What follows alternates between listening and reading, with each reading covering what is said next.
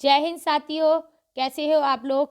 आज हम पढ़ने जा रहे हैं उच्चारण के आधार पर स्वर के कितने भेद होते हैं। उच्चारण के आधार पर स्वर के 3 भेद होते हैं, ह्रस्व स्वर, दीर्घ स्वर और विलुप्त स्वर। ह्रस्व स्वर वे स्वर होते हैं जिनके वर्ण में उच्चारण के बहुत कम समय लगे, उच्चारण करने में बहुत कम समय लगे, वे उसे ह्रस्व स्वर कहते हैं, जैसे आ, ई, उ और री।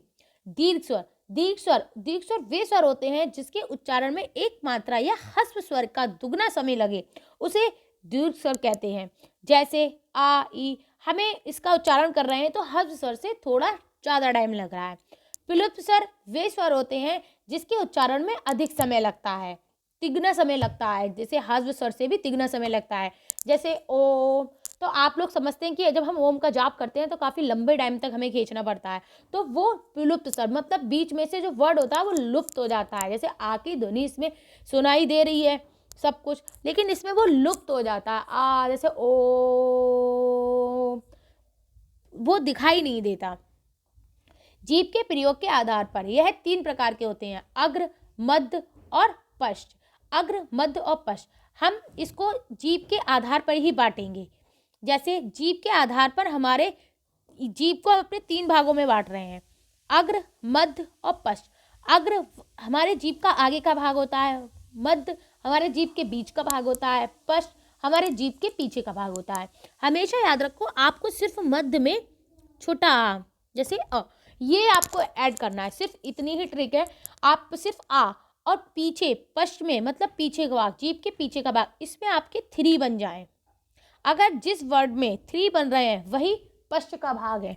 मध्य अग्र का, अग्र में जिसमें 3 नहीं बनते हैं, जैसे ई, ए।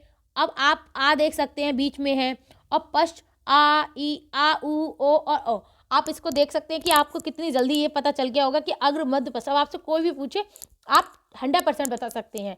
हमारे पश्च में 1 2 3 4 5 होते हैं, मध्य में 1 होता है, 1 2 3 4, ये 4 वर्ड होते हैं, तो ऐसे ही याद रख सकते हैं आप।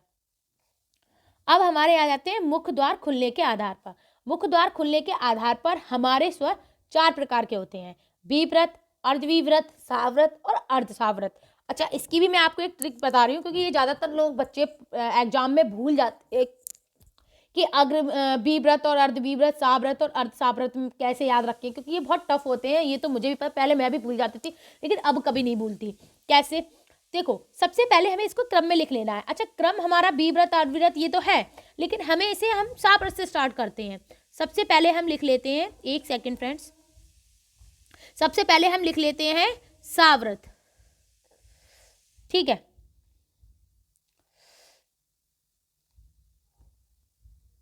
एक सेकेंड, सबसे पहले हम लिख लेते हैं साव्रत, फिर हम लिख लेते हैं अर्धसाव्रत, मतलब साव्रत का इसका आधा भाग, फिर हम लिख लेते हैं विव्रत, और फिर बोल देंगे अर्धविव्रत।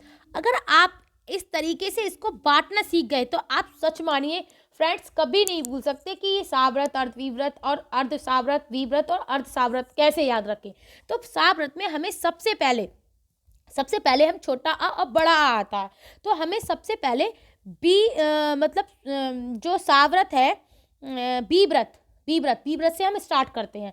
बीव्रत, जैसे हमने ये बीव्रत क्या होता है, बीव्रत वे होते हैं जिसमें हम वे स्वर के उच्चारण में मुखद्वार पूरा खुला होता है, वो बीव्रत कहलाते हैं। अब जैसे आ बोलो, वो कहते हैं ना, मम्मी जब दवाई खिलाती हैं तो वो कहती हैं बच्चा लल्ला बोलो आ, तो आ करते हैं ना, तो आ करते हैं तो हम पूरा द्वार मुंह खुल जाता है, हमारा पूरा ब्रह्मांड दिख जाता है। कृष्ण जी ने जब मुंह खोला था तो ये चीज है। तो आ मतलब बड़ा आ।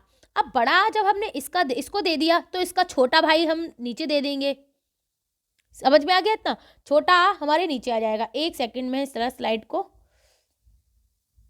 मैं इसको अभी दोबारा लिख रही हूँ, 1 सेकेंड, मैं यहां से लिख लेती हूँ। ये सव्रत, अर्धसाव्रत, विव्रत और अर्धविव्रत, ऐसे समझिए। अब विव्रत को तो हमने आ दे दिया, इसका छोटा भाई हमने आ इसको दे दिया। अब हमारा बचा ई उ री, वो हम साव्रत को दे देते हैं। ई उ और री, ठीक है।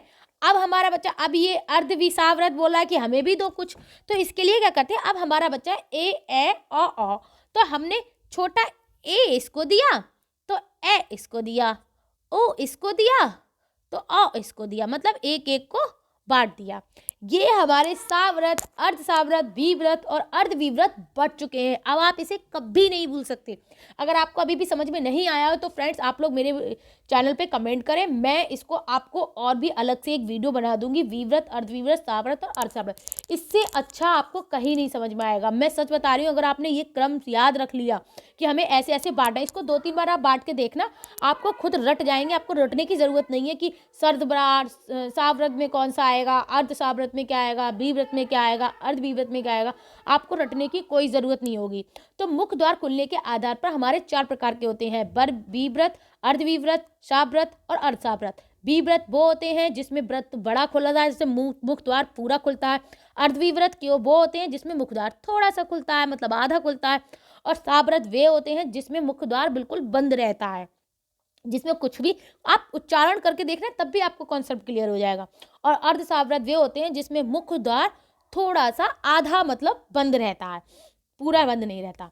ओके फ्रेंड्स, आपको अगर मेरी वीडियो अच्छी लगे तो प्लीज़ मेरे चैनल को लाइक एंड सब्सक्राइब जरूर करना, और मेरी वीडियो देखने के लिए धन्यवाद।